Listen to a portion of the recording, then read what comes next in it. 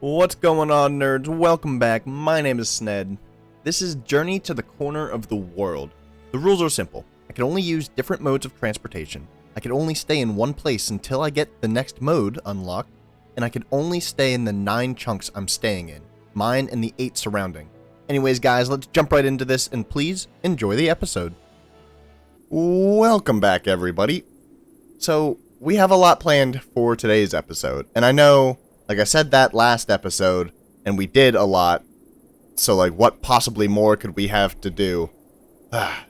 A lot, okay? We have so much to do. What is wrong with this spell? Hello? It's only that specific slot. What is happening? What are you doing? Guys, I think I broke the game. I haven't checked in on the Drigme farm in a while, so let's see how you guys are doing.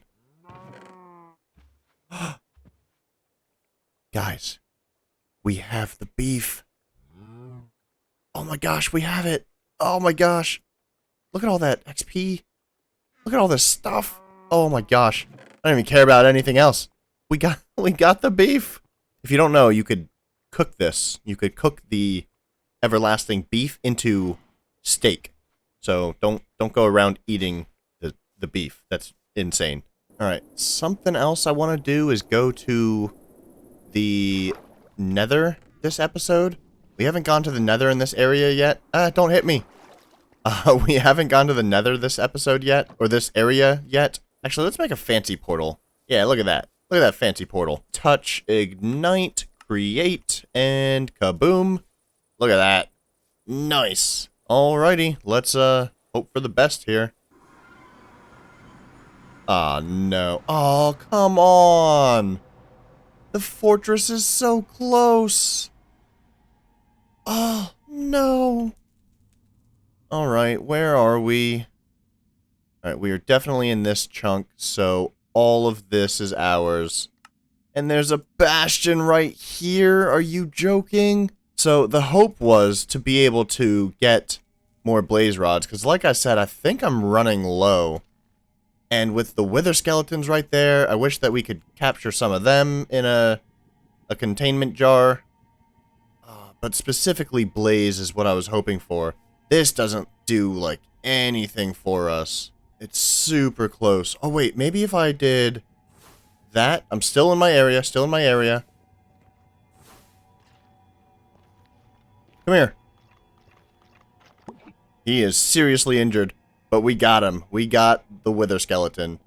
So that's going to be super useful, because now, if we put him in a containment jar, we'll get infinite wither skull.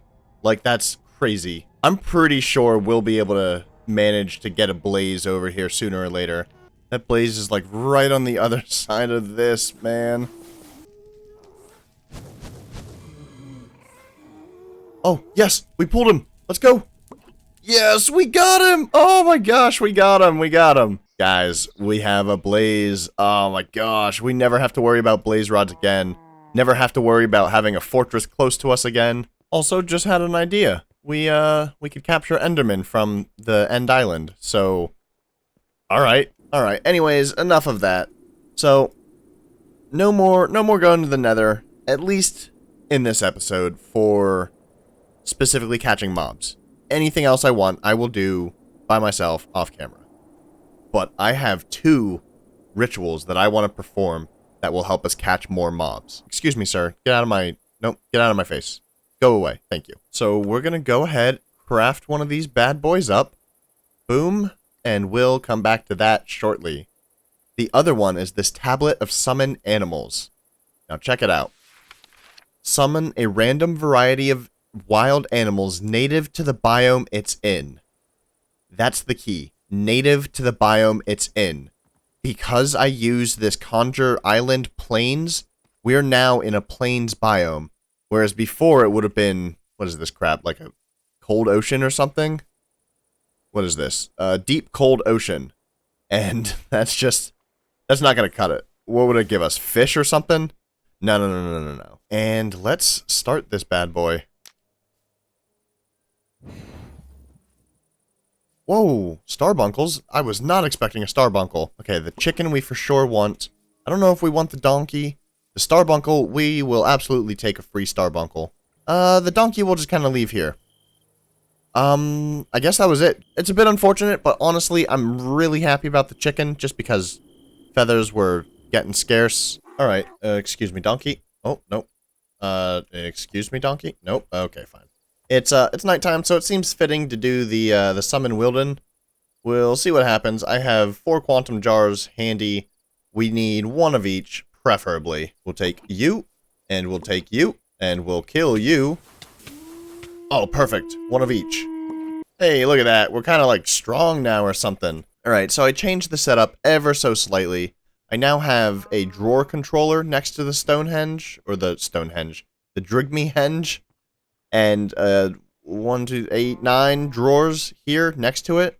9 2x2 drawers. And now it looks like all of the items that we have are gonna just go into these slots just forever. But look at that. We got our first couple of wither skulls, so that's pretty sweet. We're getting blaze rods for days, which is something that we needed. Feathers. Oh my gosh, this is so cool. Alrighty, guys. So I promised you a house this episode, and believe it or not, I'm gonna deliver. I have spent all morning today working on a design. It's not great. I think it's pretty good, but it's probably not great. You guys will have to let me know what you think. So we're going to need a couple of things for this. I fully intend on using the schematic cannon, and that has nothing at all to do with the fact that I don't want to rebuild this thing. It has everything to do with I just want to teach you how to use the schematic cannon. So I'm realizing now that our base might be a little bit too big for this island, but we're going to figure it out. It'll be okay. The donkey might have to move, but we'll see. So we're going to go ahead and plop down our schematic cannon. And we're going to open up our schematic table, put in the empty schematic, and then you see over here I have a bunch of stuff, none of which you have to worry about. You just have to worry about this third stop base. Now if you hover over this, you could use your scroll wheel to select whichever thing that you save, and then third stop base, hit the check mark, and it gives you your schematic. So now you could right click with this. It is totally bigger than this island. Oh no. But that's okay. We'll deal with that. But once you have it in the position that you like, you could right click again and position it further from here. But anyways, we could do a couple of things here. If you look at a specific side of this ghost image, I guess, you could crouch and use the scroll wheel to move it.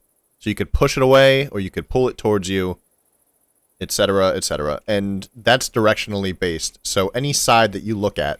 So if we were to look at this side, we could push it that way, or scroll back. Alrighty. I think I have it placed in a good enough spot. So now all we have to do is load it up into the schematic cannon. And we should be good. Alright, I dug up some grass, only because this thing is going to ask me for grass for the corners that it digs out. But most of this is going to be covered anyways, or replaced with, like, planks or some bullcrap. So I'm fine with digging it up. Once we get the corners, we'll trim them off and figure that out. But I think we're about good to go.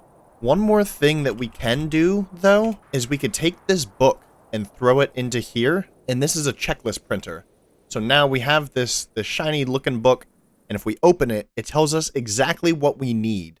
Like down to the stack size and plus how many.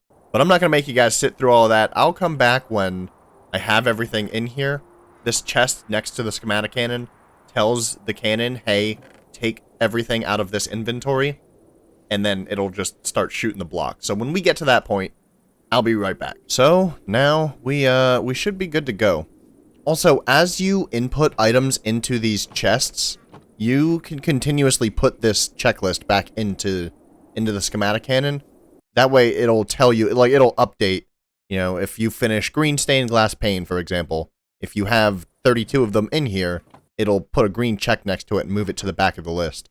That way you don't have to try to remember your place or whatever. But if we just go ahead and hit play on this bad boy, Oh, we could see that it starts crafting, and son of a gun, I'm so happy to be done. Our donkey friend is kind of worrying me. I don't want him to get suffocated or die or something, so I'm gonna pick him up for now. And just kind of let this thing run. Let's go do something else. I kind of want to break into Botania today, so I'm not gonna do too much else. I think Botania is gonna happen on the roof of our house, but we got other stuff we could do, maybe? Oh, we have 12 wither skulls. We can go fight the wither, I suppose. I was thinking, too, that I really wanted to upgrade to this pyromancer outfit. This is like the netherite equivalent of R's armor.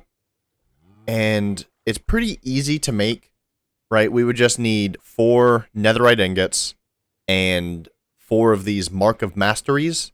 These Mark of Masteries are just essence surrounding a Wilden Tribute.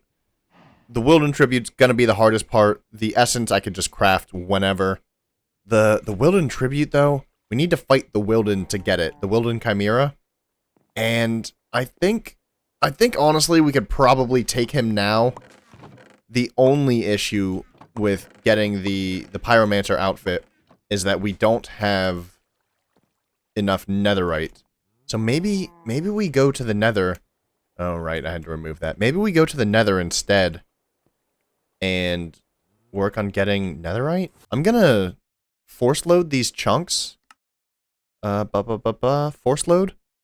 That way, this should still keep working while we're in the nether. We'll see if it does. It's gonna be so much easier to dig out the netherite, or the ancient debris mine this time. Just because, we're gonna be able to do a lot of mass digging. And you know what? I'm okay with it. Holy crap, they do exist. We found 2 in this tunnel, and I have gone through just about this entire thing, strip mining in a 3x3, and only found 2. How ridiculous is that? Oh my gosh. Alrighty, we got a couple more. So let's take a look at this house. Let's sleep first because there's some bad stuff out. Alrighty, here we go. Check it out. I promised you guys I'd build a house, and son of a gun, I built a house. Let's take a quick little tour. Obviously, I've done nothing with it yet, but I'm quite happy with how this build turned out. You guys will have to let me know what you think, though. I really like this. I think the portal could stay here, though. That looks pretty cool there, I'd say. The storage system, I'm not sure how to move inside, since it needs power, and we want to keep it on solar just because it works. But I also don't really want to put it on the roof. Huh.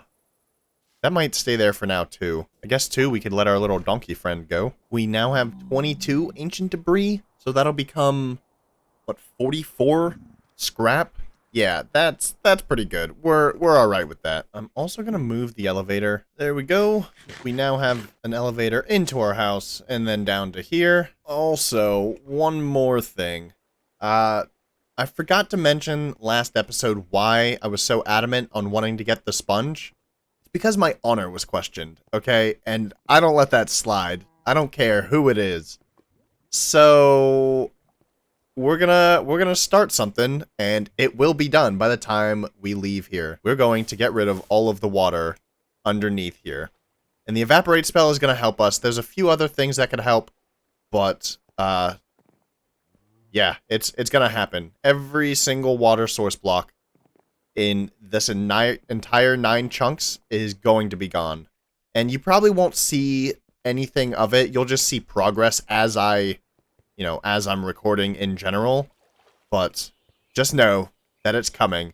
And yes, Alagic, this is your fault. Alrighty, so I've added elevators to and from the ground here, because we still have stuff down here, and I still want to keep it down here. Satan Ender Pearl Fragments. 666. And this is honestly a good spot to keep the mobs for now. Nobody told me, by the way, what we're doing with Mr. Moocow. So, he has 1 episode left, guys. He's got 1 episode left in him, and then I'm gonna make the decision. So, then we have the ground floor here, and this might be where we start putting some our stuff, like our scribe's table, an alteration table, stuff like that. The second floor, I'm thinking might be Malum. And then the roof, I added a, what do you call it? The roof I'm thinking is going to be for Botania. And it's basically perfect for Botania. So let's start breaking into this. So we need a few things first. One of which is this petal apothecary, and it's made really, really simply with cobblestone and a petal flower. And there we go, petal apothecary. Now, something else that we're gonna need is this pure daisy. This pure daisy can transform stone and wood into living rock and living wood. So we need to make the pure daisy first, which is made in the petal apothecary. Alright, so I went ahead and set up a storage drawer for each of the flowers. There's 16 of them total. And now we're gonna make the pure daisy now. And one thing that we need is water inside this petal apothecary. Alright, then we take our trusty bucket and we go ahead and we put some water in there. And then we need specifically the white petals. And we need 4 of them. And you throw them on there. Like, actually just drop them in. And you can see that they're floating around in there. And you have this little pop-up. So now we need some kind of seeds, which I don't have. So let's go grab a seed. And then you do the same thing with the seeds. Your water gets disappeared. And it gets disappeared. And you get a pure daisy.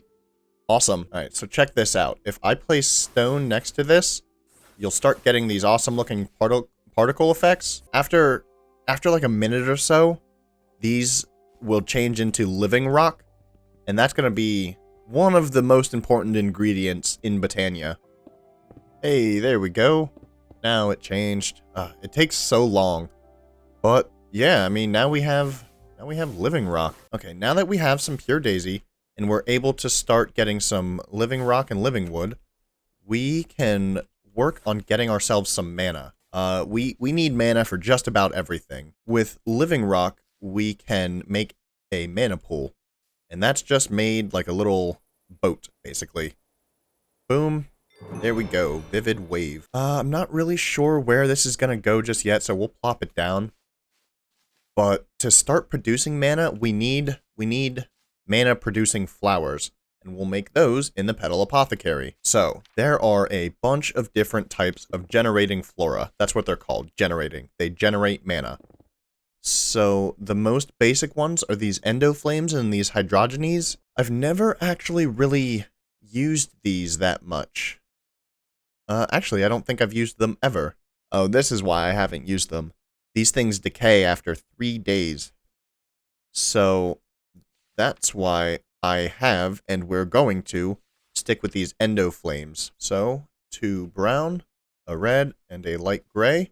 Then we throw in seeds. And you'll see, too, when you have the recipe correct, it pops it up. It says, like, it gives you a little check mark. So if I were to throw another thing in here, it goes away.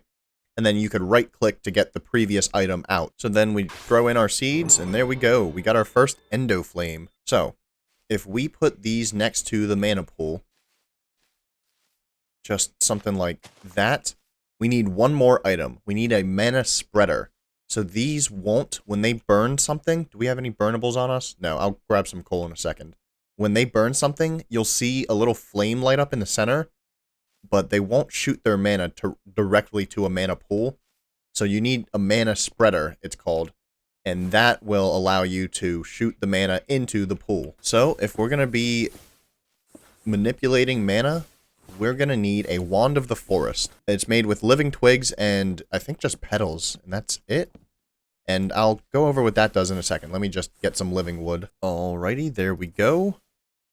And one thing that I like to do is use this effortless building to place more. It just makes it so much easier, and you could use a fell spell to chop them up real quick too, because it counts as a tree, I guess. I don't know, but it'll harvest all of it and just boom, boom, done. All right, so now that we have some living wood, we can make a Wand of the Forest like that, and 2 petals. And you could color these whatever you want. Whatever petals you put in here, that's what color your forest wand will be. Obviously, I like red, so I'm gonna go with red. All right, so this Wand of the Forest is gonna work in conjunction with this mana spreader. As you can see, I have some coal on me. We now have the mana spreader, and I have my wand of the forest. Let me up here. So we're going to go ahead and set the mana spreader right on top of the mana pool. And if you look at these guys with your wand of the forest, you can see there's a little X next to the icon of a mana spreader. So these need to be bound to the mana spreader. So shift right click changes between bind and function mode, and then shift right click on that onto there, and now you can see there's a check mark. Actually, I won't bind this one. If you place one, it should automatically bind to the nearest spreader. And then if you shift click on the spreader onto the mana pool, it changes the rotation that it's pointing at. So now, when we throw a burnable item nearby, these things will pick it up and burn it, and you'll see a transference of mana from them into here. There we go, we got our first mana. So the reason that we want to break into Botania is for some of these trinkets. Now, the idea is we get faster and faster as we go, right? Well, right now we have flight with ours, but something else that we could do is make some of these trinkets that help us increase our speed. So for example, this Plain Strider's Sash. It's an alternative to the Sojourner's Sash. Unlike its counterpart, it provides no speed boost by default. However, the more its wearer moves, the faster they get. That's the key here. The more we move, the faster we get. So to make this Plain Strider's Sash, we need the Sojourner's Sash inside of the recipe. Now, the Sojourner's Sash also increases speed. Where is it? Is about that when worn, uses a trickle of mana to buff its wearer's movement speed, jump height rather, and fall damage resistance. But it doesn't get faster over time. But anyways, that's neither here nor there. To make this sash, we need 4 leather, a rune of earth, rune of air, and mana steel ingot.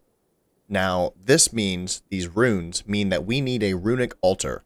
So we're going to have to craft up one of those and learn how to use it. Now, if we set this guy down, I don't know, like right here, whoops, like right here, this will use mana to craft different runes. So, as an example, if we take a mana spreader and put it right there, and then our wand of the forest, we could link these two together. Maybe. That actually looks like it's not gonna hit. Yeah, it's clipping through that block. So, we'll take this guy and put it there instead. Now, we should be able to link them together. And there we go. So, this is now receiving mana. So, we need the rune of earth. Alright, this should be everything. So now, you could either right-click it, or I believe, yeah, you could throw it.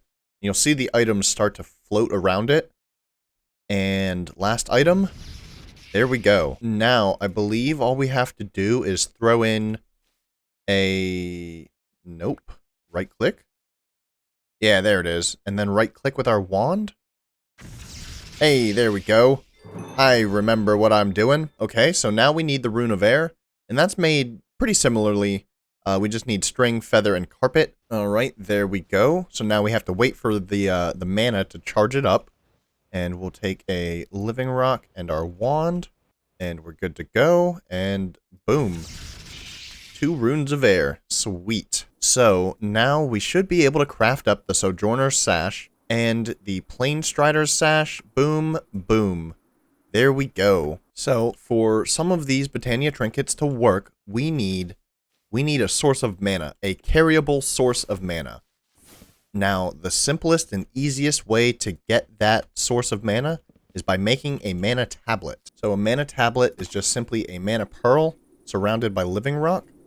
And there we go. So, check it out. You see the icon at the bottom of this mana pool? Let me refresh these guys. This icon here indicates that you have mana moving from the tablet to the pool. So if this tablet was full of mana, we could throw it in here and it would take the mana out of the tablet and put it into the pool. So to change it, we simply right-click it, shift right-click it, I lied, and now it shows it's going from the pool into the tablet. So if we throw the tablet in there, see those little sparks? I'm pretty sure these tablets don't despawn. Let me actually confirm that with the book. Yeah, here it is. Unlike normal items, dropped tablets never despawn. So we could just leave this in here, and it will eventually fill up as we continue to give these guys more burnable fuel. Oh boy. But we've covered a lot this episode, guys. So I think it's about time to call it. I think next episode, though, we might do a little bit of Botania, and then maybe break into Malum or Forbidden and Arcanus. What do you guys think? Which one would you prefer to see next? But anyways, guys, that's going to be all from me today. Thank you so much for watching. I hope you all enjoyed, and I will see you guys in the next episode.